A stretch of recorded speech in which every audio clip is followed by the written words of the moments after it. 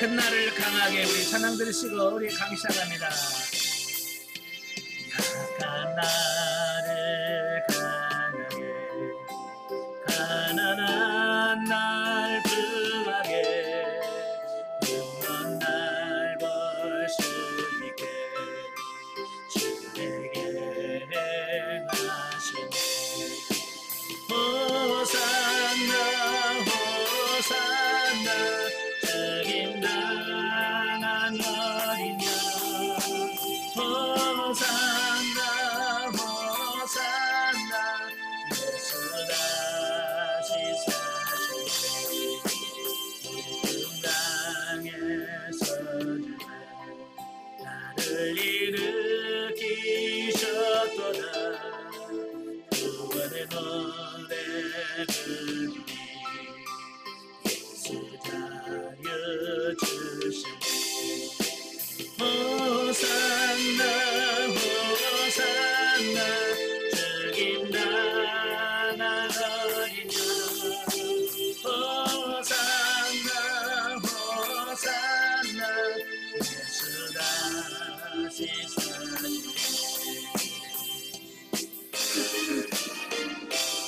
아멘.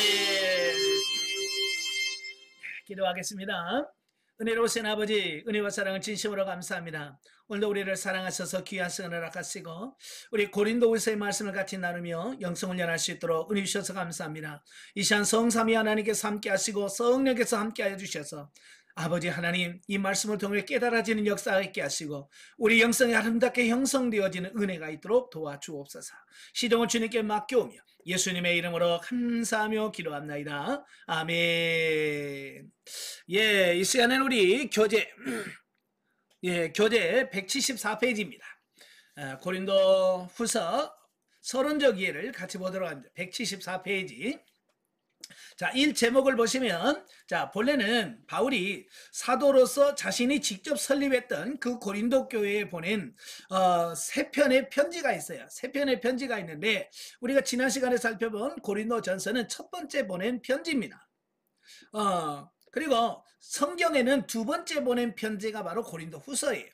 물론 이 중간에 고린도 전서와 후서 사이에는 눈물의 편지라고 하는 성경의 정경으로 인정되지 않은 두 번째 편지가 또 있습니다. 그러니까 공식적으로 사도 바울이 고린도에 세 편의 편지를 보냈습니다만은 그 중에 첫 번째와 마지막 세 번째 편지만 성경으로 인정이 됐습니다. 자, 그래서 두 번째 나중에 보낸 편지다라고 하는 그런 의미에서 프로스 코린티우스 베타, 그러니까 고린도 교회의 두 번째 편지다라는 제목이 붙여져 있어요. 자, 저자는 기록 배경과 내용 등 모든 면에서 고린도전서의 연속성인 본서의 저자가 바울이라고 하는 사실에 대해서는 의심의 여지가 없다라고 하는 거예요. 먼저 내증으로, 그러니까 고린도 후서 자체 내에서 1장 1절 또 10장 1절에 보면 두 번이나 바울 자신이 기록했다라고 하는 사실을 본서에서 기록을 하고 있어요. 또 그 문체 상의 여러 특징들이 바울의 다른 서신들과 매우 유사해요. 똑같아요.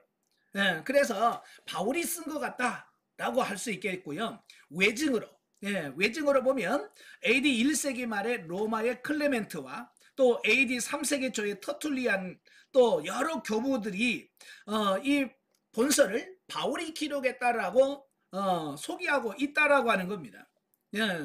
특히 본서는 고린도 전서에 비해서 그 정경성이 상당한 기간에 걸쳐 논란 끝에 인정되었기 때문에 그와 관련된 논쟁 와중에 저자에 관한 문제도 여러 번 제기되었지만 그때마다 일단 바울의 저작서에는 한 번도 의심된 적이 없다는 사실이 고린도후서 자체는 물론 고린도전서도 사도 바울이 기록했다라고 하는 부분을 확증한다.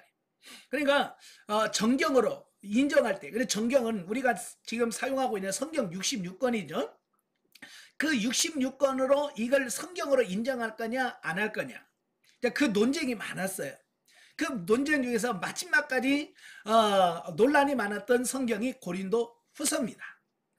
고린도 후서는 이걸 성경으로 인정해, 물론 이제 바울이 기록했다는 거 다 인정했어요. 이건 바울이 쓴 거다. 그런데 이걸 성경으로 인정할 거냐 인정하지 않을 거냐라고 하는 부분에는 상당히 논쟁이 있었다라고 하는 부분이에요. 예, 이 부분은 나중에 다시 한번 살펴보겠고요. 자, 세 번째, 기록 연대와 장소. 3차 여행 중에 있던 바울은 AD 55년 오순절 때까지는 에베소 교회에서 목회를 했습니다. 예, 거의 2년 반. 자, 거기서 고린도 교회에 보내는 첫 번째 편지를 써서 보냅니다. 디도에 의해서 디도와 함께 그 편지를 보내요. 근데 그리고 나서 그는 에베소를 떠나서 드로아를 거쳐 마게도냐로 갑니다. 자, 그곳에서 디도를 만납니다. 네, 고린도 교회에 갔다 온 디도를 바로 거기서 만나게 돼요. 그래서 그 편지를 받은 그 고린도 교회의 상황을 다 듣고 난 이후에 다시 이 편지를 써서 다시 보내는 이런 부분들을 보게 됩니다. 자, 그래서 고린도후서를 기록한 장소는 어디냐? 바로 마게도냐 지역의 대표적인 성읍인 빌립보, 빌립보 교회일 것이다라고 추정을 할 수 있습니다. 그러므로 이 서신을 기록한 때가 고린도전서를 기록한 후 늦어도 1년 이내에 기록했을 것이다. 그래서 고린도전서를 기록한 때가 55년 봄 6월절이므로 이 서신은 아마 55년 가을이나 그 이듬해인 56년 봄에 기록됐을 것이다 라고 우리가 추정을 할 수 있다라고 하는 거예요. 자, 4번 기록 동기와 배경을 보시면 본서의 직접적인 집필 동기와 그 전반적인 배경을 요약하면, 자, 바울은 자신의 제2차 전도 여행 중에 그때가 AD 49년에서 52년이 2차 전도 여행을 한 기간이거든요. 그때가 AD 50년경입니다. 이때에 약 1년 6개월 동안 머물면서 고린도 교회를 창립합니다. 예. 그러나 사도 바울이 다른 선교지를 찾아서 떠나자 고린도 교우들은요, 신앙의 순결을 지키지 못하고 당시 로마 본토와 아프리카, 팔레스틴 그리고 소아시아를 연결하는 번창하는 신흥 항구 상업 도시로서 물질적인 변형과 함께 각종 이교 문화가 극성한 고린도시의 세속 문화에 물들기 시작했다라고 하는 겁니다. 그러니까 사도 바울을 통해서 그들은 예수님을 만나게 되고 열심히 신앙생활을 잘했는데, 이 사도 바울이 떠나면서 그 사도 바울이 전한 그 복음, 그걸 잊어버리기 시작했다 그 말입니다. 자, 우리도 이 첫사랑을 유지한다는 게 굉장히 어렵죠. 그죠? 자, 여러분들 지금 영성훈련을 한 지가 얼마나 됐습니까? 벌써 이제 2년이 넘었잖아요. 어때요? 여러분의 마음을 보면 참 영성훈련 시작할 때의 마음하고 지금 마음하고 어때요? 네, 어때요? 변함이 없으신가요? 왠지 모르게 많이 식어져 있는 우리의 모습을 보잖아요. 그죠? 네. 기도하는 시간도부터 하나님께 묻는 것부터 이상하게 식어져 가는 우리의 모습을 보게 돼요. 그걸 보면 고린도 교회도 마찬가지예요. 이게 사도 바울이 같이 있을 때는 그래도 열심히 했는데 사도 바울 떠나고 나니까 그들의 초심이, 첫사랑이 식어진다는 거예요. 예, 그래서 점점 어때요? 세속 문화에 물들기 시작했다라고 하는 거예요.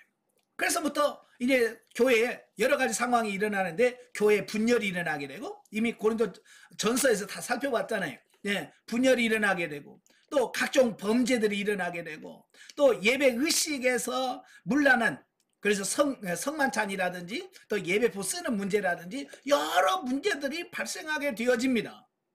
그래서 사도 바울은 대략 고린도전서를 떠난 지 약 3년여가 흐른 제3차 전도 여행 기간 중에 AD 55년경 에베소에서 고린도 교회의 각성과 해결을 구체적으로 촉구하기 위해서 첫 번째 편지인 고린도전서를 기록해서 발송을 하게 됩니다. 자, 그런데 고린도전서 발송 직전 그 고린도 교회 상황이 급작히 악화되었다는 소식을 듣고 바울은 본래 고린도전서를 통해서 고린도 교회 방문을 유보하겠다라고 밝힌 계획과 달리 고린도 교회를 친히 방문했다라고 하는 겁니다. 왜냐하면 이 고린도 교회의 상황이 굉장히 급속도로 악화되어져 가는 거예요. 예, 생각했던 것보다 더 나쁜 거예요. 그래서 바울이 갑자기 자기 상황을 변형해서 그 고린도 교회를 방문하겠다라고 밝히는 겁니다.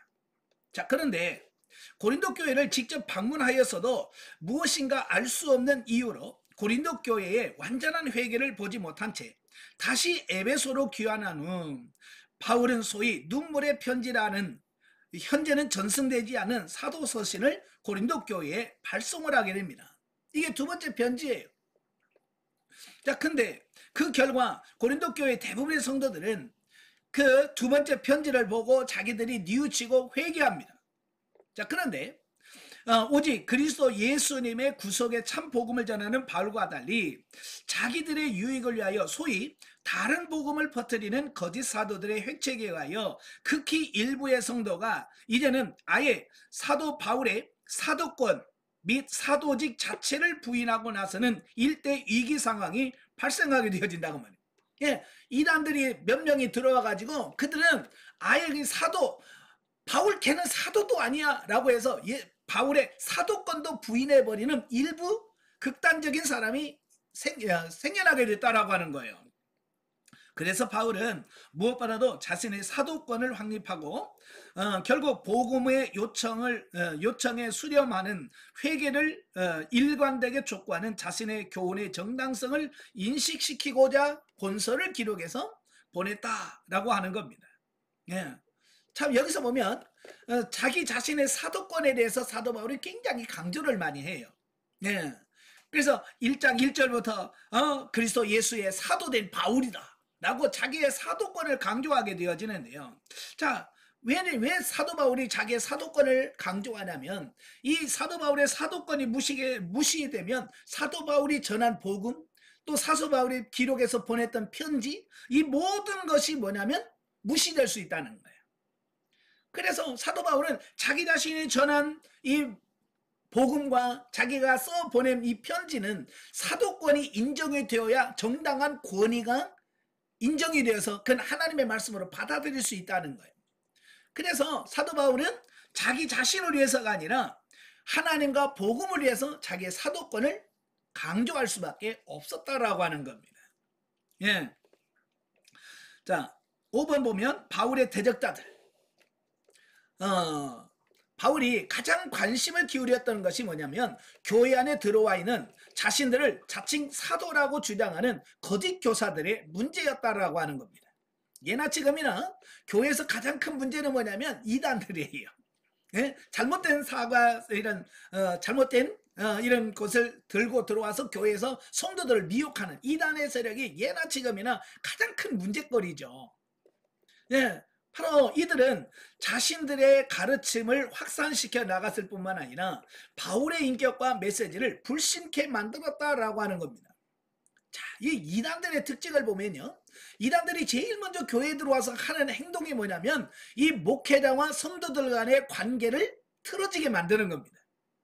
예, 신천지 보세요. 신천지가 제일 먼저 들어와서 하는 게 뭐예요? 성도들로 하여금 자기 담임 목사를 신뢰하지 못하게 만들어요.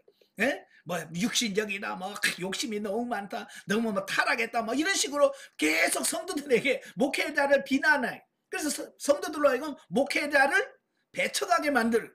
왜? 그래야 그 틈에 자기들이 끼어들어갈 수 있는 공간이 생기기 때문에 그렇습니다. 그래서 여러분도 누군가가 담임 목회자와 나와의 관계를 깨트리려고 자꾸 이간질하거나 이런 안 좋은 이야기를 자꾸 많이 하면 그 사람 옆에 가지 마세요. 설령 이단이 아니라도 마찬가지예요. 이단이 아니라도 교회에서 신앙생활하면서 교회에 대해서 자꾸 안 좋은 소리 하고, 예, 담임 목회자들이나 어떤 성도들이 자꾸 엉뚱한 소리 하면 옆에 가지 마세요. 왜? 그분과 같이 있으면 여러분 그만큼 내게 손해를 보는 거예요. 아시겠죠? 그래서 이런 부분들을 조절을 잘 하셔야 돼요. 예, 그래서 그들은 자꾸 바울의 인격을 무시하고 바울이 전한 메시지를 믿지 못하도록 자꾸 방해를 하는 겁니다. 그래서 고린도후서는 바울의 사도직과 그의 메시지의 권위를 방어하기 위해서 기록된 겁니다. 자, 이것은 자기 방어의 동기에서 이루어진 것이 아니라 바울의 사역과 메시지를 수용하는 것은 고린도 교회의 영적인 건강과 매우 밀접한 관련이 있음을 그가 알고 있었기 때문에 그렇다라고 하는 겁니다. 아까 설명드렸죠. 사도 바울의 사도권을 부인하면 그가 전한 모든 게 무너져 버리는 겁니다. 예. 그래서 그 사도권이 중요한 거예요. 자, 여러분도 마찬가지. 여러분도 영적으로 성장하려면 여러분의 교회에서 제일 중요한 게 뭐냐면 그 목회자와 여러분의 관계가 좋아야 돼요. 예. 이 목회자와 그 성도와의 관계가 잘 되어야 그 관계 속에서 좋은 영적인 성장이 이루어진다라고 하는 것을 보게 되어집니다. 그러니까 이 목회자와 대적을 하면 대적하는 순간부터 뭐요? 영적으로 성장하지 못합니다. 예, 영적으로 누리지 못해요. 그래서 여러분도 바로 이런 부분에서 담임 목회자와 좋은 관계를 맺는 여러분 되시길 바래요. 자, 그러면 바울의 반대자가 누구였을까? 바울을 반대하는 사람이 누구였을까? 이것은 매우 광범위한 논의가 되어온 주제인데요. 자, 어떤 이들은 아마 헬라파 유대인이었을 것이다 라고 주장을 합니다. 이렇게 바울을 힘들게 하고 어렵게 하고 사도 바울의 그 사도성까지 부인하는 이들은 헬라파 유대인들이었을 것이다 라고 하는 겁니다. 자, 우리가 성경에 보면 사도행전에 보면 헬라파 유대인들과 히브리파 유대인들로 구분이 돼요. 자, 헬라파 유대인들이 누구냐면 이들은 혈통적으로는 유대인인데 그들이 그 팔레스틴 그 유대 이스라엘 지역 외에 태어나고 거기서 자라고 성장해서 어찌 보면 그들은 헬라어를 사용하면서 그러니까 혈통적으로는 유대인이지만 문화나 이런 모든 부분들은 외국의 삶 그러니까 헬라어를 하는 사람을 의미한다라고 볼 수 있습니다. 자, 예를 들어서 이런 거예요. 우리나라에서 한동안은 그 미국으로 이민 가는 게 유행일 때가 있었어요. 그죠? 그래서 60년대, 70년대에 그냥 미국 가면 다 되는 줄 알고 미국에 많이 갔거든요. 저희 고향에서도 미국으로 이민 간 친구들도 있어요. 자, 그래요. 1세대들은 여기서 살다가 미국 가니까 한국에 대한 생각도 있고 추억도 있잖아요. 그리고 한국말도 압니다. 그런데요. 그들이 가서 이민을 가서 2세대, 3세대가 되면 3세대 정도 되면 한국말 거의 못 알아먹습니다. 그죠? 거의 이제 영어로 다 모든 생활을 하잖아요. 근데 3세대, 4세대, 5세대, 6세대 쭉 내려가다 보면 이제는 그냥 혈통적으로는 그들은 나는 한국 사람이야. 혈통적으로 한국 사람이야 라고 주장할 수 있지만 사고나 모든 부분들은 미국적인 사고를 가질 수밖에 없어요. 마찬가지예요. 이 헬라파 유대인들은 그 외국에서 오래 살다 보니까 혈통만 유대인이지 문화나 이 모든 것은 헬라적 영향을 많이 받은 이런 사람들을 헬라파 유대인이라고 그래요. 네. 그래서 이 헬라파 유대인들이 스데반처럼 팔레스틴 출신이든 혹은 디모데처럼 디아스포라든지 간에 헬라어를 사용하고 있었다라고 하는 겁니다. 그들은 바울의 반대자였을 것이라고 합니다.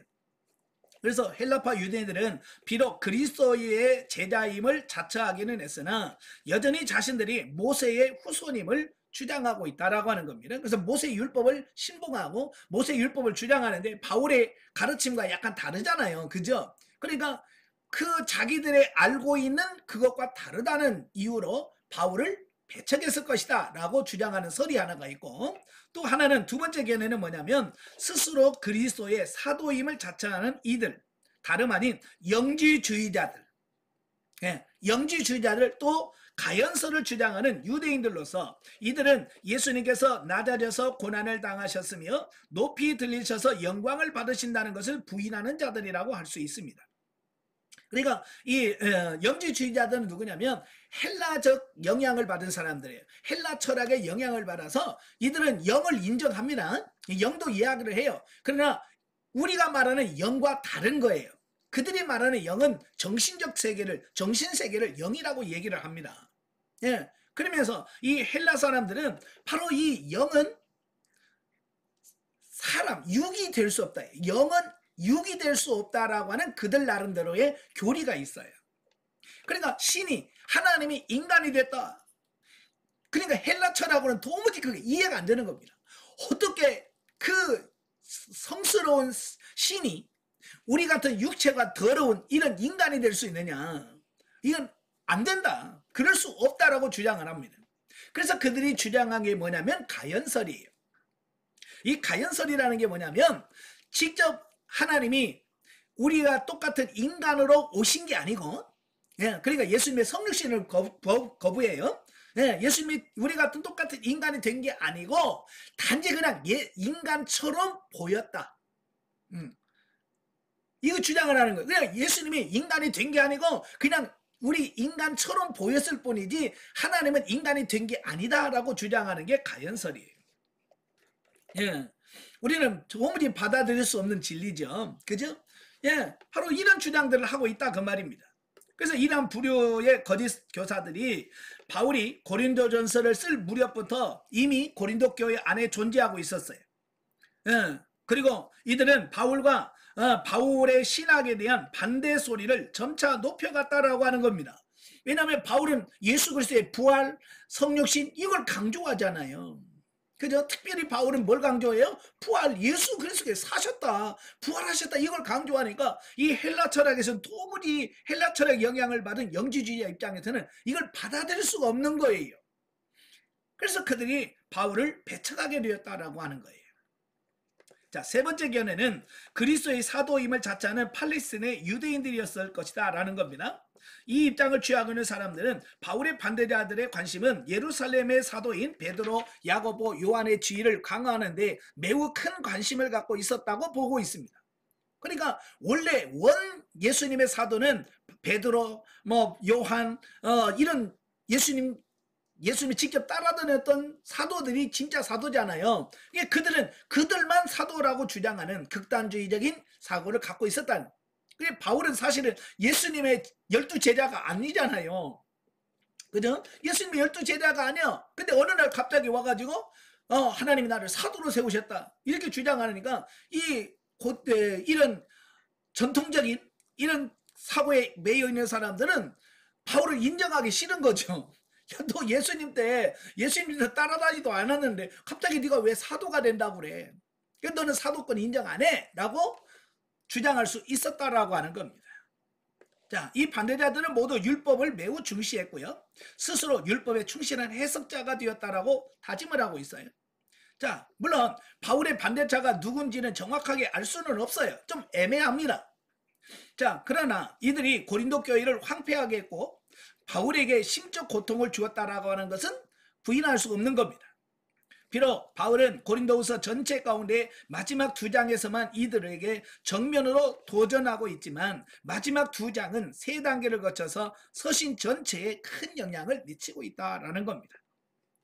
자, 6번 고린도후서의 특징을 보면, 자, 첫째, 그 직접적 기록 동기가 사도 바울 자신의 사도권 변호에 있는 본서에는 그 어느 서신에서보다도 사도 바울의 개인 신상에 관한 언급과 개인적 확신과 심경에 대한 직접적 토로가 빈번하여 바울 서신 중에 가장 자서전적 서신이라고 할 수 있다라고 하는 겁니다.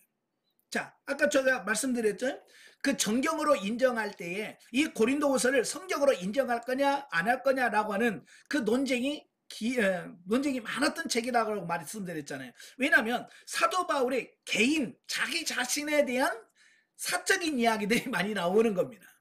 예, 자기의 심령 고백이라든지 이런 거 자기가 했던 간증이라든지 이런 게 많은 거예요.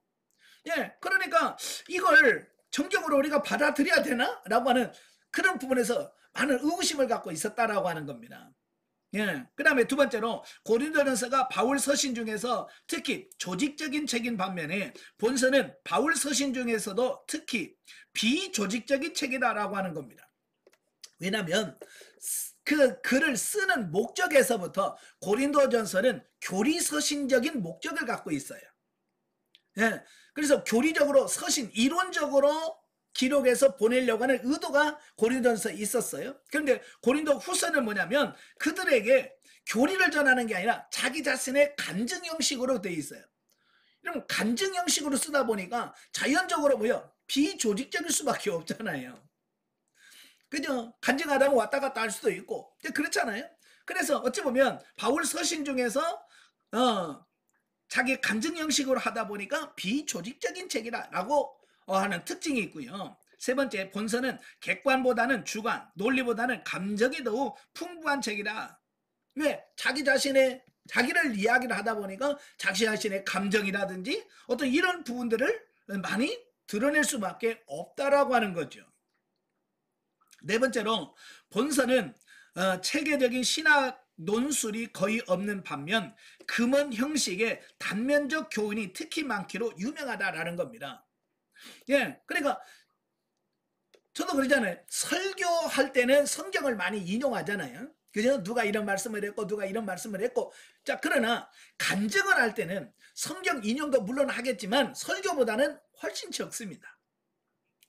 그러면서 무슨 얘기를 하겠어요? 예, 삶에서 경험한 이야기들 많이 하고 삶의 이야기들을 많이 하겠죠. 그러다 보니까 그때 그냥 옆에 주변에서 많이 들을 수 있는 명언들 또 속담들 이런 걸 가지고 간증할 수밖에 없는 거죠. 그래서 거기 보면 3장 3절에 보면 예? 먹이 아닌 하나님의 영으로 썼다. 돌판에 쓴 것이 아니라 육의 신비에 새겼다. 뭐 이런 것들이 있잖아요.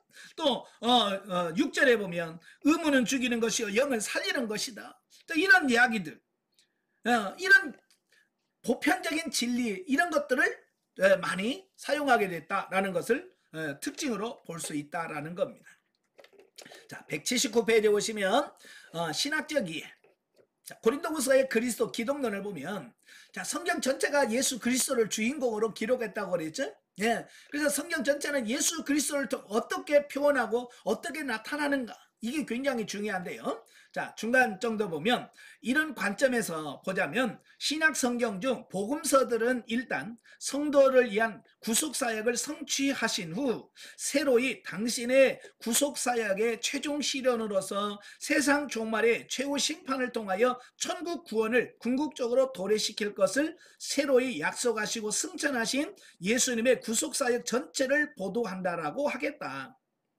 그에 비해서 이 서신서들은 그리스도 예수의 자체와 그의 구속의 복음이 주의 구속사역이 이미 성취는 되었으나 아직 완전히 실현된 것이 아닌 과도기에 사는 현대의 성도들의 개인과 교회와 갖는 관계의 규명 또는 이런 주님의 복음을 믿는 자들이 이제 자신의 삶의 현장에서 주님의 구속사역을 온전히 실현을 대망하면서 어떻게 그리스도의 복음을 실천하며 살아가야 할지를 집중적으로 규명해 줘야 되겠다라고 하는 겁니다.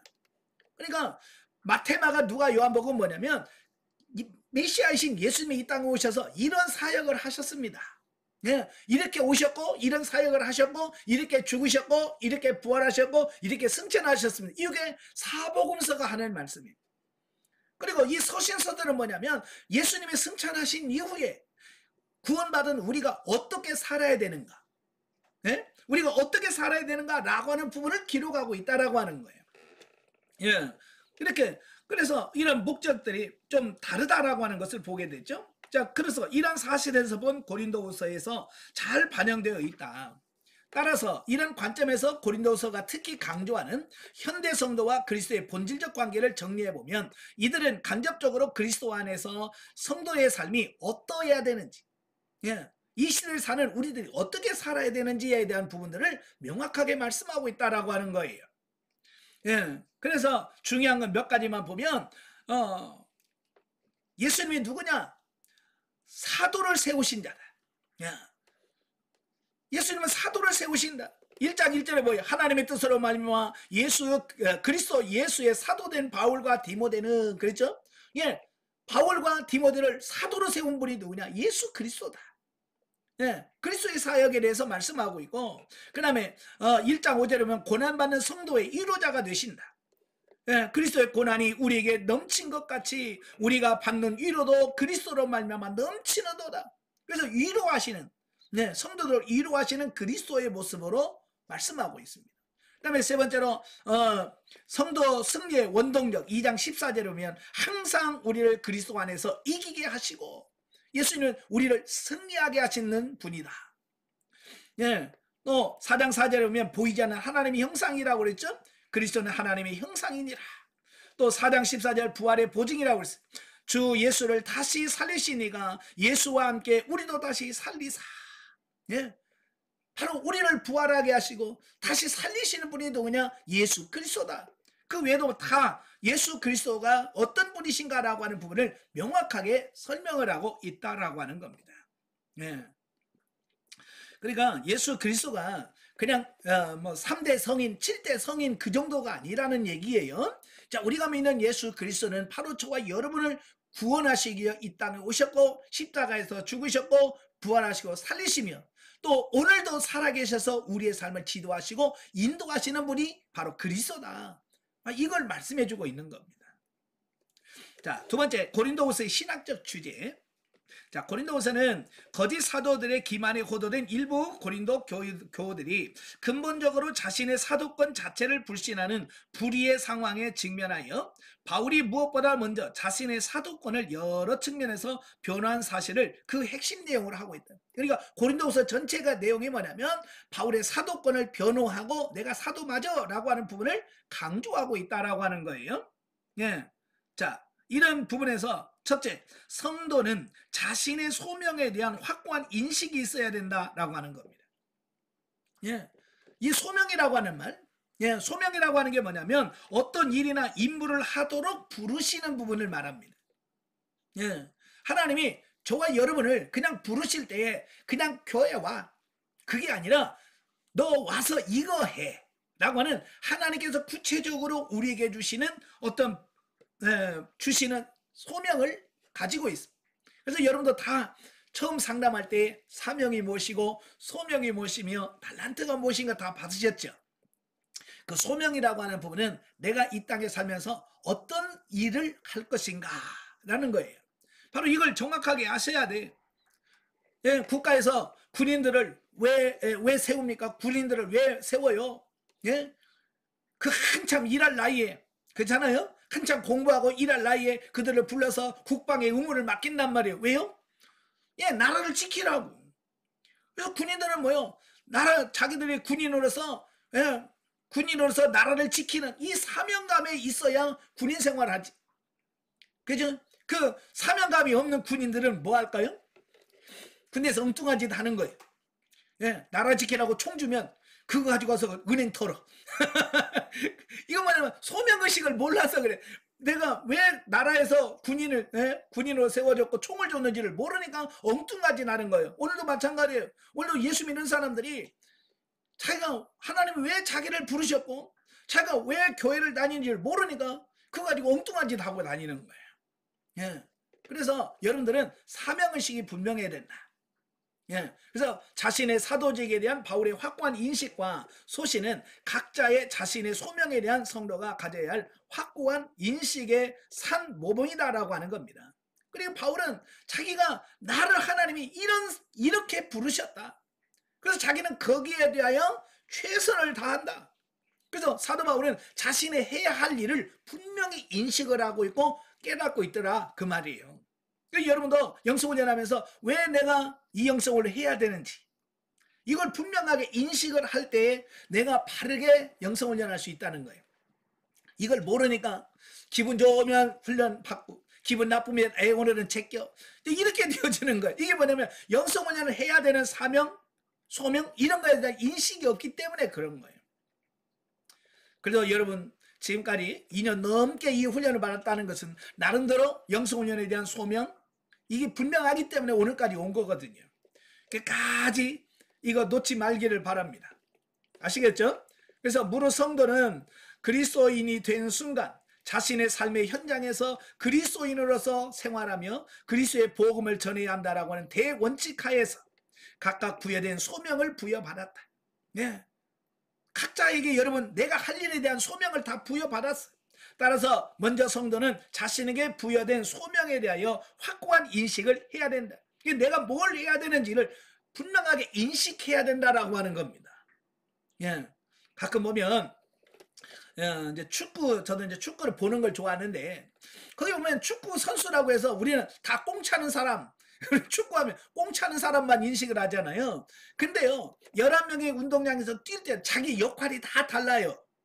그죠? 골킥은 골을 막고, 네? 수비는 그래서 상대가 공격할 때 그걸 막아서 골을 못 넣게 만들고, 공격수는 뭡니까? 네? 그럼 공격에서 골을 내야 되는 각자에게 포지션마다 자기 역할이 주어져 있어요. 그래서 그 역할을 잘하면 아주 뛰어난 선수라고 칭찬합니다. 예. 근데 가끔 보면 선수들 중에서 자기가 무슨 역할을 해야 될지 모르는 선수들이 있어요. 엉뚱한, 그러니까 다르게 하는 거예요. 그러니까 평가가 안 좋게 나타나요. 왜? 자기가 해야 할 일을, 역할을 제대로 못하기 때문에 그런 거거든요. 여러분도 자신의 역할을 제대로 인식을 하고 그 역할을 잘 감당하는 여러분이 되셔야 됩니다. 자, 두 번째, 성도는 자신의 소명에 대하여 헌신해야 된다라고 하는 겁니다. 자, 이게 무슨 말이냐면 내가 직분 받았다고 해서 끝나는 게 아니라 그 직분을 통해서 헌신하고 희생하는, 자, 이런 부분들이 필요하다라고 하는 것을 보게 됩니다.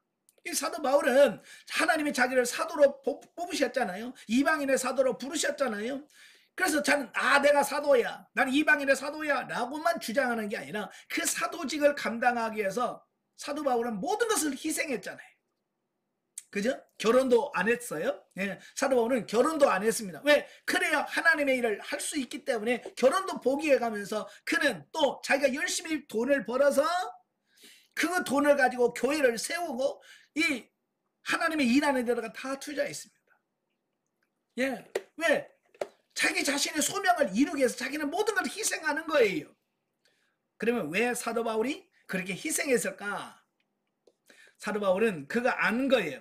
자기가 이렇게 주님의 나라와 교회를 위해서 희생하고 헌신하는 것이 다 뭐다? 상급이 된다라고 하는 것을 깨달은 거예요.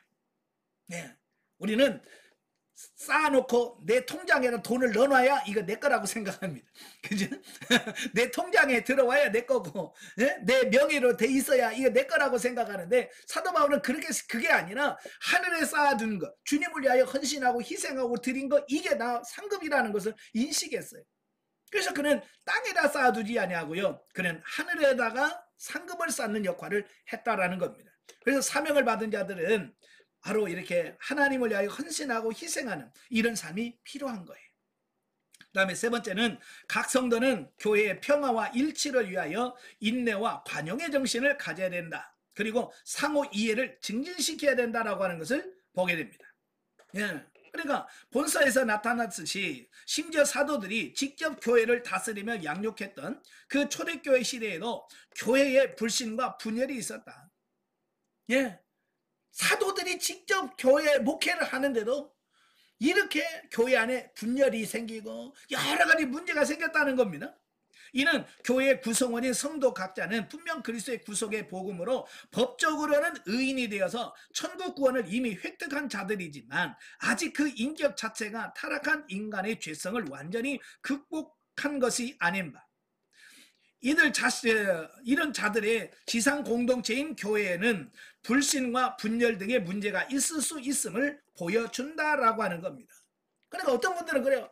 아니 교회가 왜 그 모양이냐라고 교회에 대하여 불평하는 분들이 있어요. 왜? 여러분 맞습니다. 이 교회라고 하는 것은요, 원래는 의인들의 모임의 단체가 되어야 되는데 사실은 이 죄인들의 모임이 어디냐? 교회예요. 그죠? 죄인들을 불러서 그들을 모아놓은 집단이 교회예요. 예. 그러니까 당연히 거기는 뭐요? 문제가 생길 수밖에 없는 거예요. 그래서 교회에서 좀 어려운 일, 좀 이렇게 안 좋은 일이 생겼다 할지라도 우리는 그것 가지고 불평하고 원망하지 마라 그 말입니다. 교회 자체가 나쁜 게 아니라 그 교회 안에 들어와서 그들이 예수님을 만나고 거룩하게 되고 성화되어져 가는 과정에서 그런 안 좋은 사건들이 생길 수 있다라고 하는 거예요. 아시겠죠? 그래서 여러분의 교회에서 조금 불합리한 일들이 생길지라도 그것 때문에 너무 낙심하지 마세요. 예, 그게 교회예요. 그러면서 어떻게 돼요? 조금씩 성화되어져 가고 변화되어져 가는 거예요. 뭐 여러분 처음 교회 다닐 때 뭐 여러분은 완벽해서 교회 다닙니까? 뭐 지금은 완벽합니까? 여러분이랑 똑같은 거 아니에요? 예? 조금 뭐 누구만큼 다르고 조금 좋고 나쁘고 요 차이지. 뭐 거기서 진짜 누구 말로 도찐 게 찐이에요. 그죠? 도토리 희재기예요. 근데 거기서 우리는 그거 가지고 네가 나니 내가 나니 그러고 있다 그 말이. 예, 그러지 말고, 예? 우리 서로 양보할 건 양보하고 이해할 건 이해하고 그러면서 가야 된다 그 말입니다. 그래서 따라서 성도는 본서에 나타난 바 불신을 당한 바울의 문제 해결 태도에서 나타나듯이 절망과 불평에 휩싸이지 말고 죄인을 향하여 무궁히 참으며 회개를 기다리는 그리스도의 사랑을 본받아서 인내하고 관용하며 복음의 진리에 근거한 상호간의 바른 이해를 도모하여 문제를 평화롭고도 근본적인 해결을 도모해야 된다라고 하는 겁니다. 만약에 여러분 교회에서 누구한테 욕 얻어 먹어봐. 여러분 어때요? 세상 걱정 혼자 다 짊어지고 세상이 무너진 것처럼 세상 교회가 다 무너지는 것처럼 한탄하면서 한숨 쉬면서 그러고 있잖아요. 그러지 말라 그 말이에요. 바울은 자기가 실컷 전도해서 세워놨는데 거기서 너는 사도도 아니야. 너 사도권도 부정하지. 목회권도 부정하지. 어찌 보면 바울은 이 안에 분노가 심해야 되고 제일 화를 많이 내야 되는데 바울은 그런 거 안 했잖아요. 우리도 바울처럼 참고 인내하며 그들이 회개하고 돌아오기를 기다릴 줄 아는 그런 넓은 마음을 가지셔야 됩니다. 아시겠죠? 예. 그 다음에 네 번째, 성도는 구제에 힘써야 된다라고 하는 겁니다. 예. 이 구제라고 하는 것은 주님의 사랑을 표현하는 하나의 방편이다라고 이렇게 보면 되겠습니다. 그래서 우리가 세상에 살면서 여러 가지 어렵고 힘든 일을 당하는 사람들에게 그냥 보지 마시고 그 어려운 사람들 만나면 그들을 도울 줄 아는 이런 삶이 되셔야 된다라고 하는 겁니다. 예, 그래서 구제는 먼저 그 구제를 받는 자에게 주의 사랑을 실증하여 결국 그리스도의 복음을 가장 감동적으로 전할 수 있는 기회가 된다. 예, 예를 들어서 이런 거예요. 예, 여름에 수제 난다고 그랬잖아요. 홍수가 나가지고 다 떠내려가서 아무것도 없어. 그 아무것도 없는 사람한테 가가지고 주 예수를 믿으라 그러면 너와 내 집이 구원을 받으리라. 그러면 그게 아무것도 없는 사람한테 그런 말하면 여러분 무슨 말 하겠어요? 도리어 욕도 먹어. 그렇잖아요? 지금 다 떠내려 아무것도 없는 사람한테 가서 예수 믿으라, 예수 믿으라 천국 간다 그러면요 욕도 먹는다고요. 그래서 그들에게는 먼저 그들에게 입을 거, 덮고 잘 거, 그거 주면서 예수님을 전할 때 그게 주의 그런 과정을 통해서 예수 그리스도를 전하는 사랑이 전달된다 그 말이에요. 아시겠죠? 그러니까 구제는 그냥 돕는 게 아니라 주님의 사랑을 우리가 실천하는 하나의 과정이다라고 하는 것을 보게 되어집니다. 그래서 우리가 여러분도 될 수 있으면 많은 부분을 도울 수 있는, 그래서 여러분들 교회도 마찬가지예요. 맨날 그냥 헌금 얻어가지고 땅 사고 교회 키우고 이것만 할 것이 아니라 정말로 주변에 어렵고 힘든 분들을 돕고 세워가는 그 일에 투자할 수 있는, 이게 진짜 교회가 할 일이다 그 말이에요. 아시겠죠? 자, 그 다음에 5번에 보시면 지교회와 지교회 사이에도 긴밀한 친교가 있어야 된다라고 하는 겁니다. 참 우리나라는 이 교회가 너무 개교회주의라고 그러지, 자기 교회 중심으로만 움직이는 이런 부분들이 많습니다. 이제는 교회가 하나님의 교회, 우주적 교회라고 하는 이 측면에서 바라볼 수 있어야 돼요. 그래서 우리 교회만이 아니라 옆에 있는 교회도 돌아볼 수 있는 이런 삶이 되셔야 돼요. 네. 대부분이 자기 교회만 열심히 하지 다른 교회에 관심 없거든요. 그러지 마시라고요. 옆에 있는 교회도 신경 쓰세요. 예, 특별히 가난하고 좀 작은 교회들이 있으면 더 신경 쓰셔야 돼요. 그래서 하나님 어떻게 도울까요? 그래서 물질로 도울 수 없다면 기도로라도 도와서 같이 하셔야 돼요. 그래서 저는 주일 예배를 드릴 때 제가 목회 기도를 합니다. 예. 자, 그 기도할 때 항상 안 빼놓고 하는 게 뭐냐면, 지금 주님의 이름으로 모여 예배드리는 모든 교회를 하나님께서 축복해 주시옵소서. 우리 교회만 축복해 달라는 게 아니라 지금 예배드리고 있는 전국 각처 전 세계에 예배드리는 모든 교회에 하나님이 함께 해달라고 기도합니다. 그리고 전 세계에 흩어져 사역하시는 선교사님들을 하나님께서 복 주셔서 그 일들을 통해서 하나님 나라가 확장될 수 있기를 위해서 기도합니다. 사실 예를 들어서 다른 외국에 나가서 선교하는 사람이 선교 잘 된다, 나하고 무슨 상관이 있어요? 아무 상관없어요. 여러분의 교회가 부흥한다, 아무 상관없어요. 육신적으로 뭐 여러분의 교회가 잘 됐다고 저한테 뭐 돈을 주겠습니까? 뭘 주겠습니까? 아무 상관없어요.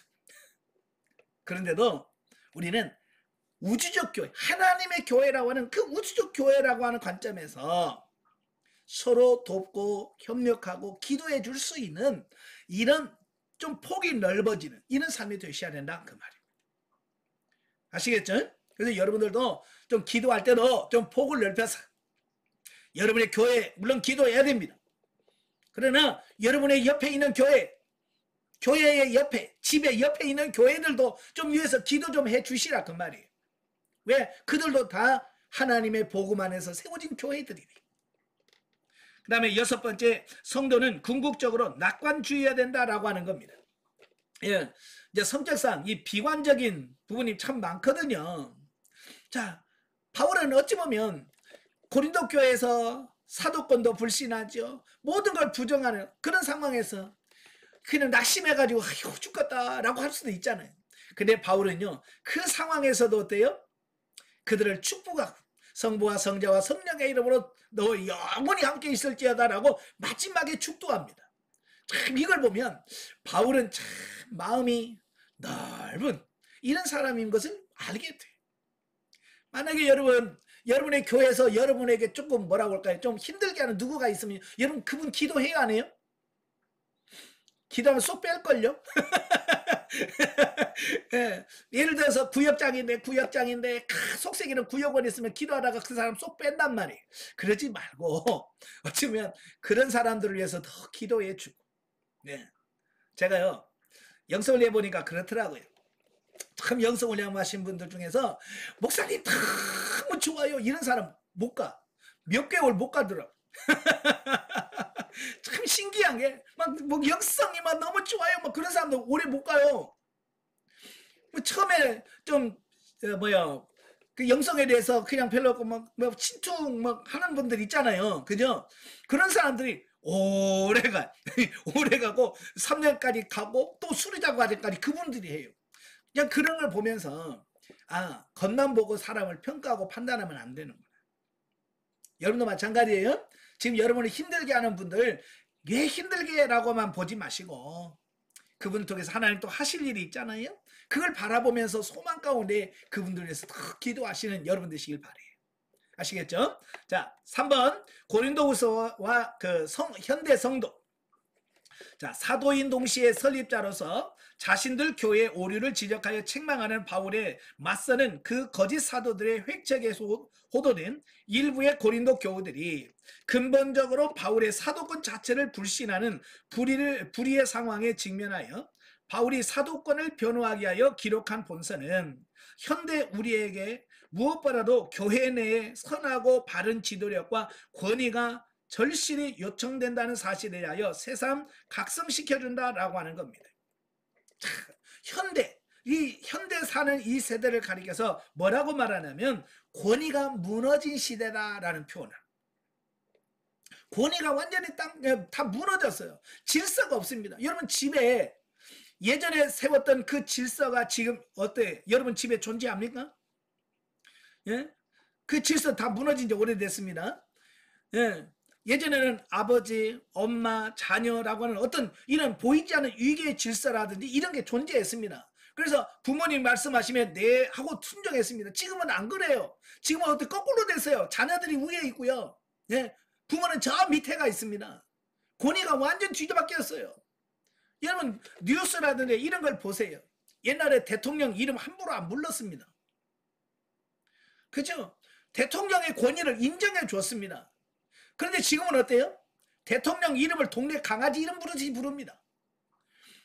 이게 뭐냐면 권위가 무너져 버렸다는 거예요. 그렇다고 해서 제가 권위주의를 하자는 거 아니에요. 권위주의는 분명히 문제가 있습니다. 그러나 이 권위는 인정해 줄 수 있어야 된다 그 말입니다. 왜? 그 권위가 무너지면 질서가 무너져 버리니까 그래요.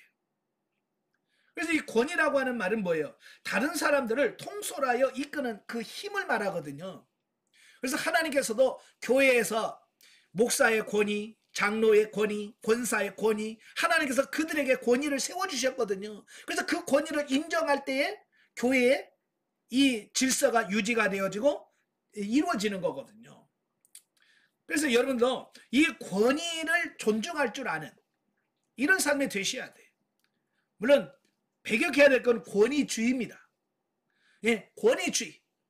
오늘도 마찬가지. 이 교회 안에서도 이 직분을 계급으로 인식하신 분들이 있어요. 이건 권위주의입니다. 그죠? 그래서 목사가 제일 높고, 그 다음에 장로고, 그 다음에 권사고, 막 이런 거 있잖아요. 그래서 저는 이런 분도 만났어요. 어느 권사님이 집사, 자기보다 나이 많은 집사님한테 뭐라고 말하냐면, 집사가 감히 권사한테 대도록 이런 말을 하더라고요. 그 말 들으면서 충격을 받았습니다. 아니, 집사, 권사, 이게 직분이 뭐예요? 이거 뭐 계급입니까? 아니에요. 이건 계급이 아니라 교회에서 사역하는 직분일 뿐이에요. 그러니까 항상 교회 안에서는 뭐예요? 그 사람의 나이가 있으면 존중해 줘야 돼. 이제 교회 막 나온 초신자라도 나보다 나이가 많으면 존대해 줘야 돼. 근데 가끔은 초신자가 뭐 병아리고만 그러면서 막 무시한단 말이에요. 그러니까 그분들이 상처를 받는 겁니다. 아시겠죠? 예, 권위를 인정해 줄 줄 아는 여러분 되시길 바래요. 그래서 절대 권위주의는 배격해야 됩니다. 예, 그러나 그 권위만큼은 인정해 주셔야 돼요. 자, 물론 교회는 그리스도의 구속의 복음을 믿는 성도들의 공동체로서 그 궁극적인 구심점은 오직 그리스도와 그의 복음에 있다. 그러나 동시에 교회는 모두 다 서로 아직 온전한 성화의 단계에 이르지 못한 성도들의 지상 공동체다. 아까 말씀드렸잖아요. 완벽한 사람들이 모여서 교회를 이루는 게 아니고 이제 변화되려 가려고 성화되려고 하는 그 아직 덜 완성된 사람들의 모임이 교회예요. 그러다 보니까 당연히 문제가 생길 수밖에 없다라고 하는 거예요. 따라서 각 지교회 그리고 각 성도 모두에게는 늘 유통하는 삶의 현장에서 같이 동참하여 신앙생활의 희노애락을 같이 하며 그리스도의 복음과 그 원리의 현실 적용을 가르치고 양육하며 지도해 줄 신앙 지도자가 필연적으로 요청된다라고 하는 겁니다. 또한 신앙 지도자가 복음에 근거한 강력한 지도력과 권위를 가질 때만이 그 교회에 속한 성도들의 영적 성장은 물론 불가분의 갈등이 있을 수밖에 없는 인간 공동체의 하나로서 교회가 직면할 수 있는 모든 위기를 극복하고 평화와 일치를 도모할 수 있다라고 하는 겁니다. 그래서 교회에 어떤 문제가 있을 때 그 권위는 누군가의 말에 의해서 성도들이 수긍할 줄 알고 그 말에 따라줄 수 있는 이런 삶이 돼야 되거든요. 예. 근데 일단 문제가 생기면 어때요? 권위고 뭐고 없잖아요. 그죠? 그러니까 이 문제를 해결할 줄 수 있는 이 길이 없는 거예요. 그래서 문제가 생기면 난리가 나는 거예요. 이에 믿음의 앞선 자는 후진들을 위하여 신앙의 모범을 보임으로써 교회 안에서 복음에 근거한 강한 지도력과 권위를 가진 선한 지도자가 되기에 힘써야 한다. 물론 믿음의 후진들은 선진들을 향하여 존경하고 순복하며 각자가 스스로 자신보다 더 뒷선 신앙의 후진들에게 따뜻한 사랑과 엄격한 기준을 동시에 가진 신앙 지도자가 되도록 힘써야 된다라고 하는 겁니다. 예, 그래서 최고의 권위는 뭐냐? 내가 사람들에게 최고의 권위는 뭐냐면 삶으로 보여주는 거예요. 예, 삶으로 보여줬을 때 그 권위가 살아나는 겁니다. 그러니까 이런 거죠. 권사가 권사다운 삶을 살면 사람들이 와 권사님 그럽니다. 근데 권사가 권사답지 않으면 권사가 그래. 목사도 마찬가지예요. 똑같아. 네? 목사가 목사다우면 목사님 그래요. 근데 목사가 목사 같지 않으면 그냥 목사 그래. 왜냐하면 그 삶을 통해서 보여주는 게 중요한 거예요. 여러분의 교회에서 여러분을 부를 때 뭐라고 부릅니까? 송집사, 김집사, 일로 와봐. 그 말은 무슨 말이겠어요? 결국 내 권위가 그만큼 땅에 떨어졌다는 얘기예요. 권위가 땅에 떨어졌다는 말은 무슨 말일까요? 그들에게 내가 모범을 보이고 있지 못하다는 뜻이기도 해요. 아시겠죠? 그래서 여러분이 삶으로서 변화되어지고 정말 말씀대로 살면 우리의 권위를 인정해주고 인정할 수밖에 없게 되어지더라라는 겁니다. 예. 여러분 이게 본을 보여주는 게 굉장히 중요한 건데요. 참 보면 저도 이제 목회하면서 보니까 그래요. 누가 전도에서 오잖아요. 전도에서 오면요, 그 전도 받아 온 사람은요, 꼭 누구를 따라서 하냐면 자기를 전도한 사람을 따라서 해요. 참 신기해요. 그래서 자기가 전도한 사람이 오전 예배만 드리고 간다. 그러면 그 사람은 죽을 때까지 오전 예배만 드리고 갑니다. 그죠? 근데 자기를 전도한 사람이 새벽 기도까지 한다. 그러면요, 그런 줄 알고, 아, 신앙생활이 저렇게 하는구나 라고 해서 교회 오자마자 바로 새벽 기도부터 합니다. 왜? 자기를 전도한 사람이 그렇게 신앙생활을 하니까. 이거 굉장히 중요한 부분이에요. 그래서 여러분들이 모범을 어떻게 본을 보여주느냐가 굉장히 중요한 거예요. 보면 술 먹는 사람은요, 맨날 전도하려면 술 먹는 사람만 데려와. 왜냐하면 자기가 술 마시니까 그 친구들이 다 술꾼들밖에 없잖아요. 그죠? 그런 사람들만 데려오는 거예요. 그러니까 변화되어져서 내가 새로워져야, 그런 사람들을 인도할 수 있고 양육할 수 있다라고 하는 거예요. 여러분도 먼저 변화되고 새로워지는 여러분 되시길 바랍니다. 자, 185페이지에 보시면 구속사적 이해해 놓겠습니다. 자, 우리는 본서를 통해서 다음과 같은 것들을 알 수 있다. 즉, 성령의 역사하심으로 구원이 적용되어 오직 하나님만 의지하도록 환난과 핍박을 통해 우리들을 큰 사망에서 건져셨다는 확신을 갖게 된다라고 말씀해주고 있습니다. 자, 고린도후서 1장 9절에 보면 이런 말씀이 있어요. 자, 우리 마음에 사형 선고를 받은 줄 알았으니 이는 우리로 자기를 의뢰하지 말고 오직 죽은 자를 다시 살리신 하나님만 의뢰하게 하려 하십니다. 왜 하나님께서 우리를 사랑한다라고 말씀하시면서 자꾸 고난을 주시는가라고 하는 부분이에요. 여러분, 미워서 여러분의 고난을 주실까요? 그렇게 생각하신 분은 안 계시겠죠? 예전에는 다 그렇게 생각했어요. 그죠? 왜 하나님은 나만 미워해요? 이거 제가 영성훈련 받기 전에 늘 하나님께 했던 말씀이에요. 왜 하나님은 나만 미워해요? 왜? 가만히 보면 다른 사람은 다 편안한 것 같은데 나만 힘들어. 나만 어려워요. 그래서 하나님은 나만 미워한 줄 알았거든요. 아니더라고요. 미워서가 아니라 나를 훈련하시기 위해서.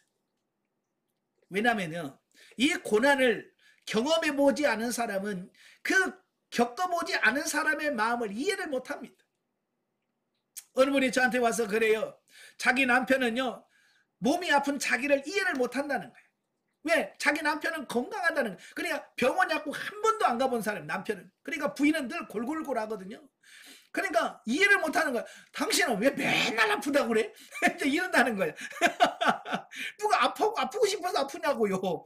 예? 내가 아프고 말 거야. 그래서 아픈 사람 있어요? 없어요. 그냥 살다 보면 너무 약해서 아픈 건데 그걸 이해를 못 해주는 거야. 이해를 못해. 그러면 싸우는 거예요.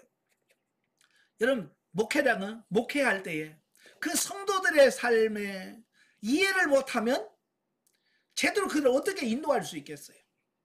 그래서 목회자는 몸도 아파봤어야 돼. 예, 목회자는 몸도 아파봤어요. 그래서 훌륭한 목사님들 보면 한결같이 뭐 하셔요?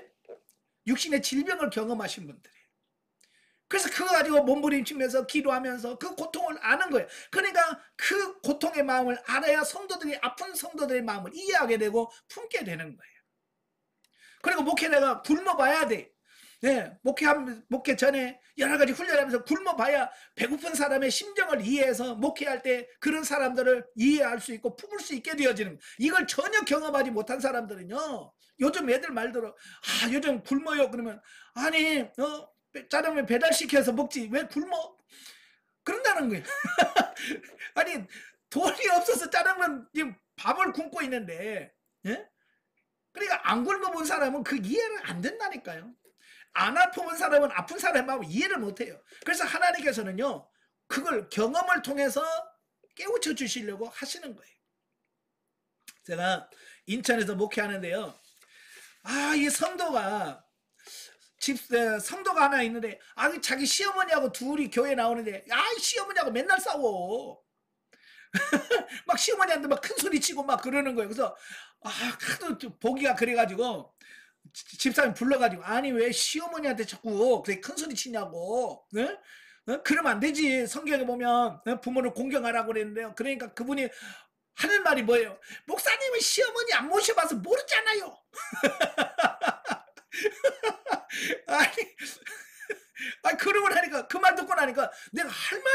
거예요. 그죠? 시어머니를 안 모셔봐 하니까, 뭐, 제가 시어머니도 없지만, 그죠? 시어머니도 없지만, 시어머니가 안 모셔보니까, 그 시어머니를 모시고 있는 사람의 마음을 모른다는 거야. 그러니까 할 말이 없는 거야. 아니, 그래서, 아니, 성경에 보면, 그러지. 그러니까, 예, 이해가 안 되는 거예요. 그래서, 아, 내가 경험하지 않은 부분은 말해도 효과가 없구나. 내가 경험하고 체험해 봐야 내가요 이랬었거든요 라고 해야 사람들이 그랬었구나 라고 받아들이는 겁니다. 그러니까 제가 육신이 많이 아팠어요. 나도 힘들었어요. 수술방에 9번 들어갔다 왔어요. 그러면요 수술 한두 번 한 사람은요 9번이라는 말만 들으면요 아이고 존경합니다. 다른 말 안 해도 왜냐하면 자기도 한두 번 들어갔다 나오는데 얼마나 힘들어요. 근데 9번 들어갔다 나왔다고 하면 그냥 그 한마디에 눌려가지고 아이고 얼마나 고생하셨어 이런단 말이에요. 물어보지도 않고. 이게 뭐냐면 경험이라고 하는 거예요. 경험. 그러니까 하나님이 여러분의 몸도 아프게도 하시고 가난해도 하시고 여러 가지 환경에 처하신 것은 결국 그걸 통해서 하나님이 일하시려고 하시는 거예요. 그게 다 자산이고요. 나중에 간증거리가 되더라. 아멘. 그래서 이루하시려고, 이루자가 되게 하시려고. 한번 생각해 보세요. 예를 들어서 이런 거예요. 예? 예. 예를 드는 거예요. 남편이 일찍 돌아가신 집사님이 계신다고 쳐봅시다. 남편이 일찍 돌아가신 집사님이 있어서 위로하러 갔는데 부부간에 금실이 좋은 부부가 남편이 살아있는 부분이 가서 아휴 얼마나 힘들어. 그러면 그분이 위로를 받을까요? 안 받을까요? 위로를 못 받아. 뭐라고 하면 당신은 남편이 있으니까 내 마음 이해 못해. 이렇게 된단 말이에요. 그죠? 그런데 자기보다도 더 일찍이 남편을 여인 성도가 가가지고 얼마나 힘들어요. 나도 다 경험을 알아요. 그러면 그냥 말 못하고 그냥 아이고 하면서 그냥 눈을 울면서 그냥 풀어버리잖아요. 이게 고난을 받아본 사람만이 위로할 수 있는 거예요. 그래서 하나님께서 왜 믿는 사람들에게 고난을 주시고 사형 선고받은 저처럼 저 밑바닥까지 내려가게 하시느냐. 그래야 많은 사람들을 이해하고 위로할 수 있는 위로자로 만들기 위해서 그렇다. 아시겠죠? 예. 그래서 여러분도 하나님께서 주신 환경에서 감사하시길 바래요.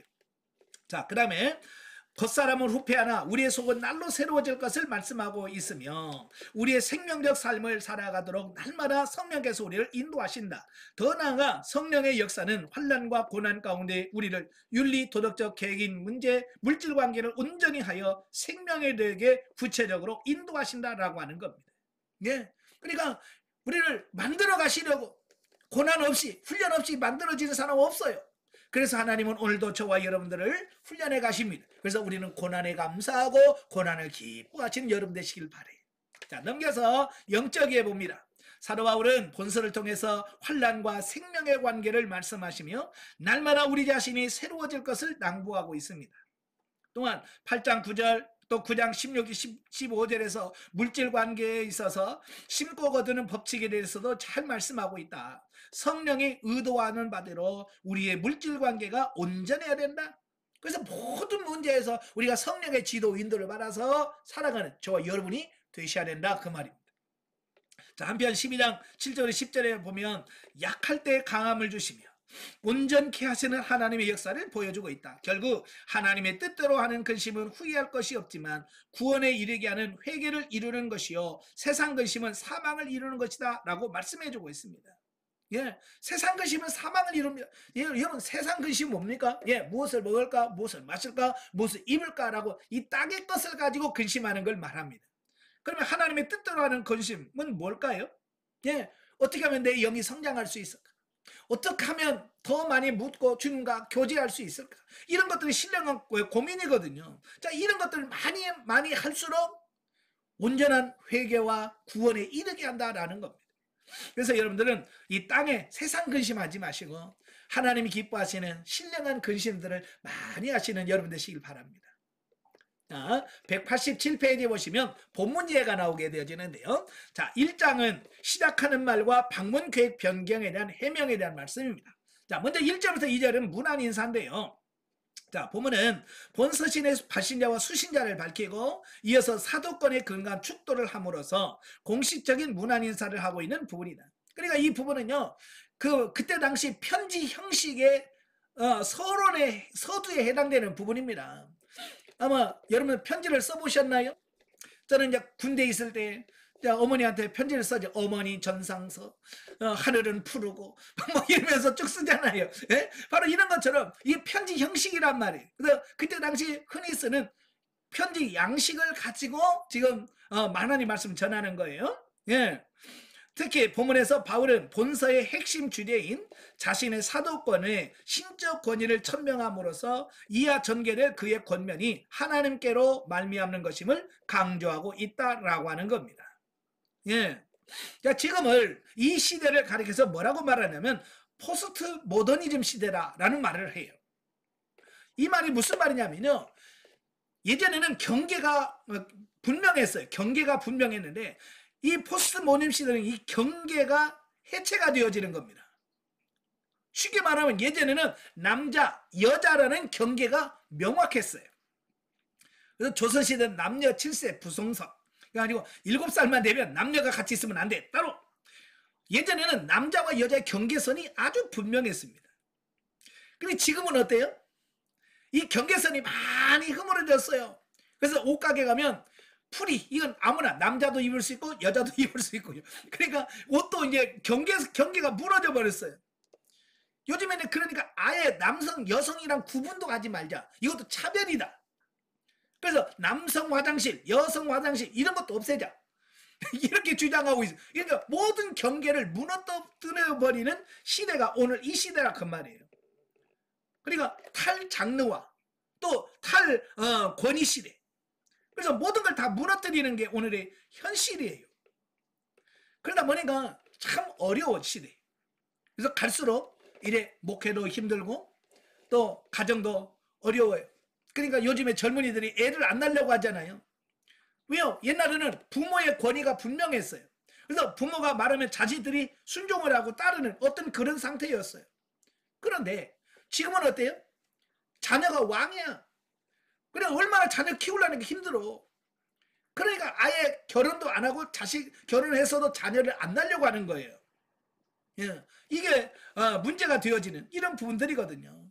그러니까 그냥 젊은이들에게 애만 낳으라고 하지 말고 이런 질서라든지 권위라든지 이런 걸 잘 세워가야 되는데 지금 모든 문화가 이걸 다 해체하는 수준에 가니까 참 어려운 시대다라고 이렇게 보면 되죠. 여러분 가정에서 여러분이 스스로 권위를 세워가는 여러분 되시길 바랍니다. 아시겠죠? 그래서 여러분이 집에서도 제일 권위 있는 분은 누가 되겠어요? 예? 예, 남편 권위 세워주세요. 예. 또 엄마의 권위, 아빠의 권위 이런 것들을 잘 세워가세요. 예? 그래서 권위주의에 빠지라는 말은 절대로 아닙니다. 예. 예, 권위를 잘 인정해줘야 그 가정이 하나님 말씀 안에서 바르게 세워질 수 있습니다. 자, 3절부터 11절까지 보면 고난 가운데 임한 하나님의 위로에 대한 감사입니다. 자, 본문에서 바울은 환난 가운데서 넘치는 위로를 베푸신 하나님께 대한 감사를 언급해주고 있어요. 특히 바울은 복음을 전파하다가 심한 고난을 당하여 거의 죽음의 문턱에 이르게 되었던 자신의 경험을 회상하면서 그렇게 하신 이유는 환난 중에 하나님의 위로가 더욱 풍성하게 임한다는 사실을 강조하기 위함이었다라고 하는 것을 보게 되어집니다. 그래서 성도가 예수 그리스도를 믿고 따르는 것은 곧 그분이 주시는 구원과 축복뿐만 아니라 그분으로 말미암은 고난과 핍박도 아울러 받는다는 것을 의미합니다. 많은 분들은 예수 믿으면 그냥 형통할 거라고만 생각해요. 아니요. 예수 믿어도 고난 옵니다. 예수 믿어도 핍박 당합니다. 아시겠죠? 예수를 믿어도 힘들 수 있어요. 이걸 인정하셔야 돼. 네. 그러나 이제는 여러분들의 수준 정도 되면 고난 온다고 낙심하고 고난 온다고 실망하고 그럴 게 아니죠. 예, 욥이 뭐라고 고백합니까? 주신이도 하나님이시오 취하신도 하나님이시니 하나님을 찬송만 받으실 겁니다. 나중에 그의 몸이 압창했을 때 그 아내가 뭐라고 그래? 차라리 하나님을 저주하고 죽어라 그러잖아요. 그 말에 욥이 뭐라고 그래? 복도 받았은즉 이런 고난도 받아야 되지 않겠냐. 어쩌면 고난 그 욥이 이 고난을 대하는 그 태도가 오늘 저와 여러분의 태도가 되셔야 돼요. 어때요? 자신 있습니까? 근데 그게 안 되잖아요. 그래서 조금 어렵고 힘들면 하나님 원망하고 불평하면서 막 그러잖아요. 이건 아직 우리가 그 수준에 못 갔다는 얘기예요. 자, 왜냐하면 예수 그리스도께서 세상 사람들에게 배척을 받으셨고 심지어는 십자가에 못 박히는 고난까지 당하셨기 때문이다. 그러므로 예수 그리스도의 뒤를 따르는 성도들이 세상에서 환난을 겪는 것은 지극히 당연한 거다. 예, 우리가 고난 받는 건 당연하다는 겁니다. 예수님도 고난을 통해서 세워졌고 훈련받았거든요. 그래서 우리는 예수님의 뒤를 따라가는 자로서 예수님이 당한 그 고난을 우리가 경험해야 된다라고 하는 것입니다. 예. 하지만 성도들이 환난을 당하면 당할수록 하나님께서는 더 큰 위로를 아끼지 않으시는데 결국 이런 하나님의 위로야말로 성도에게 고난을 이겨나갈 만한 힘과 용기를 갖게 하는 원동력이다라고 하는 겁니다. 내 힘으로 이기는 게 아니라 하나님께서 이길 힘을 주시고 이길 능력을 주셔서 감당하게 하신다라는 거예요. 자, 한편 바울이 환난 중에 하나님의 위로를 강조하는 것은 고린도 교회 성도들로 하여금 앞으로 그들이 어떤 고난과 핍박에 직면하게 되더라도 낙심하지 말고 오직 하나님만 의지하도록 교훈하기 위함이다 라고 하는 겁니다. 바로 그 말씀은 오늘 저와 여러분들에게 주어지신 하나님의 말씀이라는 거예요. 자, 12절 14절까지 보면 바울의 자기 진실한 변호입니다. 자, 본문에서 바울은 고린도 성도들 사이에 있었던 그들에 대한 부당한 비난을 일축시키고 그의 사도로서의 직분과 사역 자세에 대한 정당성을 증거하기 위하여 자기의 진실성을 변호합니다. 자, 여기서 바울이 자기의 진정성을 변호하게 된 이유가 뭘까? 이유는 애초 계획했던 고린도 방문을 몇 가지 이유로 부득불 연기하게 되자 유대 지역에서부터 고린도 교회에 침투한 거짓 사도들과 이들에 대한 미혹된 고린도 교회 성도들이 바울에 대하여입니다. 언행이 일치하지 않는 불성실한 사람이라고 비난하는 동시에 그것을 빌미로 바울이 전한 복음의 진실성마저 의심하게 이르자 바울은 단호하게 자신의 복음 사역이 진실하는 사실을 변호하게 된다라는 겁니다. 그러니까 사실 바울이 그 고린도 교회로 가기로 했지만 상황이 여의치 않아서 이 계획을 변경했습니다.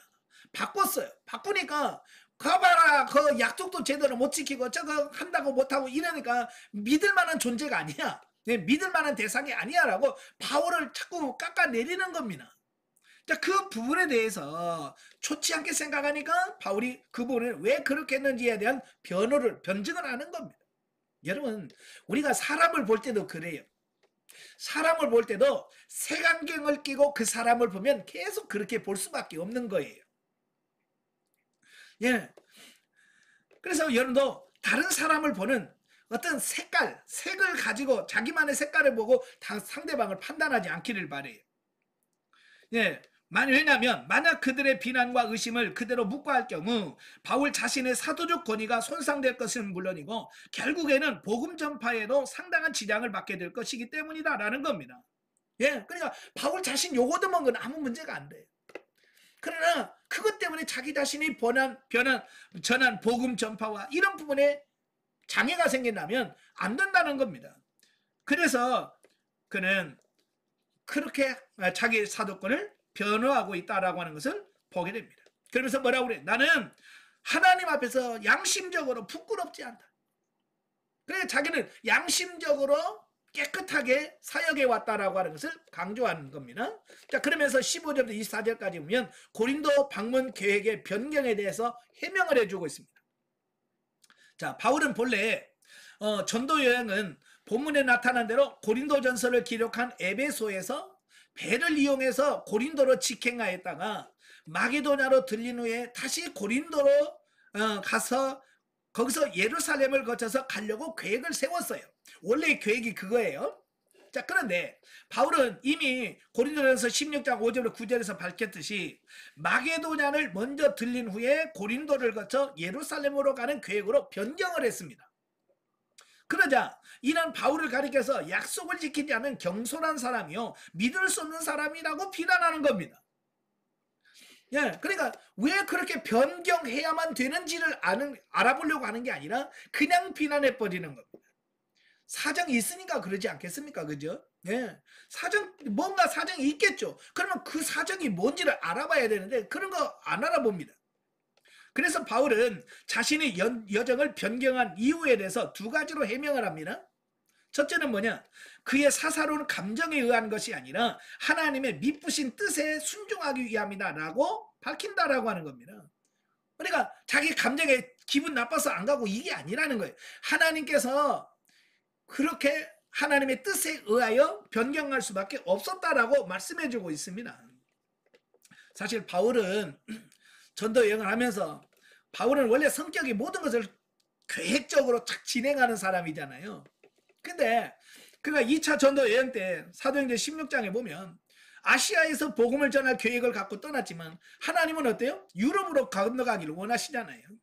그래서 아시아에서 복음이 전파되지 않아서 고민하고 있다가 드로아에 가니까 환상을 보면서 마게도냐 사람 보여주면서 이리 와서 우리를 또 오라. 그러니까 하나님께서 우리로 유럽으로 가기를 원하시는구나 라고 해서 배를 타고 건너서 유럽 마게도냐로 간 거잖아요. 이렇게 하나님께서 방향을 틀으시면 하나님께서 역사하신 대로 가는 거잖아요. 예, 지금 바울이 그걸 얘기하고 있는 거예요. 이건 하나님의 절대 주권 하에서 나는 하나님께 순종하고 있다. 그런 뜻이고요. 둘째는 고린도 교회 유익을 위함이다 라고 밝히는 겁니다. 사실 고린도 전서를 통해서 알 수 있듯이 고린도 교회는 당시 많은 문제들을 안고 있었어요. 그래서 바울이 당장 고린도 교회에 방문한다면 고린도 교회 교인들 가운데 다수의 사람들이 징계를 받아야 마땅한 상태였어요. 네, 그러나 바울은 고린도 교회를 설립한 자로서 고린도 교회를 너무 사랑했기 때문에 그 방문 계획을 늦추면서까지 그들이 스스로 회개하고 돌아올 수 있는 기회를 주고자 했다라고 하는 겁니다. 사실은 고린도 교인들을 위해서 배려하는 차원에서 한 거예요. 근데 그들은 그걸 오해해가지고 믿을 수 없는 신용이 없는 사람이다라고 바울을 그렇게 나쁘게 평가했다 그 말입니다. 또한 바울은 마게도냐를 먼저 방문한 후에 고린도를 방문함으로써 고린도에 머물 수 있는 시간을 좀 더 확보하여 그곳에서 겨울을 나며 고린도 교회의 문제들을 해결하고자 했다라고 하는 겁니다. 이런 바울의 마음을 누가 알겠어요?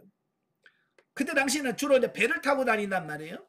이 배를 타고 다닐 때면 이 계절풍의 영향을 굉장히 많이 받아요. 그래서 겨울은 3개월 동안은요 거의 배 여행을 못 합니다. 그래서 바울은 배를 타고 이렇게 왔다 갔다 하다 보면 자칫하면 마게도냐로 갔다가 고린도로 못 갈 가능성이 커요. 예, 때를 잘 못 만나면. 그래서 바울은 아예 배를 타고 다닐 때 아예 마게도냐에 있다가 고린도로 건너가서 긴 3개월 동안의 겨울 동안에는 그냥 3개월 동안 거기 머물러서 그들과 충분한 교제를 나누고 말씀을 전할 수 있는 이런 기회를 마련하려고 이렇게 한 건데 이렇게 배려를 했는데 그들은 모른다고 말이에요. 여러분도 그러잖아요. 여러분의 마음을 몰라주면 얼마나 서운합니까? 그죠? 그래서 여러분도 좀 마음을 넓혀서 또 사람들의 마음을 좀 이해하고 덮어줄 수 있는 여러분들이 되셔야 되겠습니다. 자, 영적이에 보죠. 자, 바울은 성도가 그리스도의 고난에 동참하는 영적 단계에 이르러야 한다라고 말씀해 주고 있습니다. 예. 그래서 우리도 이제 영적으로 성장하고 성숙해 가면 성장해 갈수록 우리는 주님의 고난에 동참할 수 있는 수준에 가셔야 해요. 그래서 예수님이 십자가 못 박혀 죽으셨듯이 우리도 그런 죽음의 고난까지도 각오하고 가야 돼. 아시겠죠? 그래서 환난 속에서 하나님의 위로와 소망을 받아보지 못한 사람은 고난과 환난 가운데 있는 자들을 능히 위로할 수가 없다. 그죠? 아까도 말씀드렸지만 고난 안 받으면 사람은 다른 사람 위로가 안 됩니다. 위로를 해도 그 사람은 위로를 받지 않습니다. 한 번도 배고파 보지 않은 사람이 와서 위로한다고 배고픈 사람이 위로가 됩니까? 더 열받지. 예? 그렇잖아요. 당신은 배 안 고파서 모르지잖아. 근데 배고파 본 사람이 가서 이야기를 하면 받아들인다 그러면 그만큼 경험이라고 하는 것이 중요한 거예요. 그리스도의 고난에 참여한 자만이 고난의 참된 의미를 알 수 있다. 하나님은 환난과 고통을 주는 사건을 통해서 진리와 지식, 위로 주기를 원하시고 자기를 의지하지 않고 오직 하나님만 의뢰하게 하려고 때로는 산소망이 끊어지는 고통을 허락하신다. 그러나 우매한 인생은 괴로운 감정에 치우치다가 이런 신령한 하나님의 은혜를 놓치고 만다라는 겁니다. 이제 여러분, 이런 하나님의 은혜를 놓치지 말고 주의를 바르게 깨달아서 성장하고 성숙하는 여러분 되시길 바랍니다. 기도하겠습니다. 은혜로우신 아버지, 오늘 고린도전후서의 말씀을 보면서 정말로 사도 바울의 그 안타까운 마음, 그들을 사랑하는 그 마음을 이해하지 못하는 고린도 교인들의 모습을 봅니다. 혹이라도 오늘도 우리들이 그렇게 살고 있지 않는지 우리 자신들의 모습을 되돌아보게 하옵소서. 우리의 마음을 넓히게 하옵시고 정말로 주님의 뜻을 바르게 인식하고 바르게 살아가는 우리가 될 수 있도록 도와주옵소서. 예수님의 이름으로 감사하며 기도합나이다. 아멘. 하나님께 드립니다.